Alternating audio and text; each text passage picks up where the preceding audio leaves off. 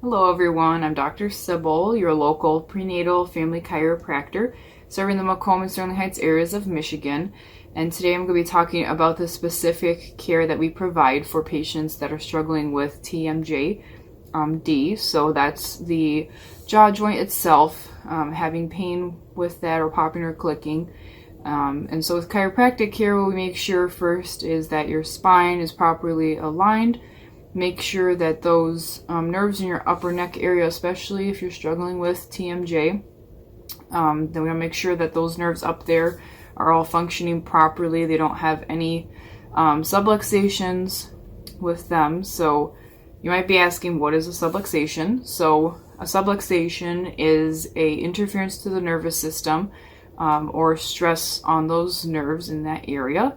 So with chiropractic care, chiropractic adjustments, we go through and we find those areas of stress in the nervous system, and with a chiropractic adjustment that provides relief or stress off of those nerves by making sure that there's a proper alignment in the spine in that area and proper motion.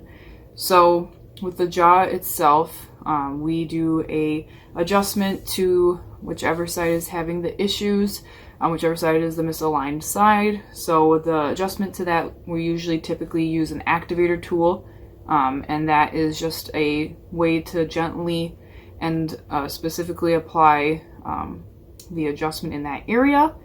And then also we will work on the muscles if that work with the jaw, with chewing and talking and such.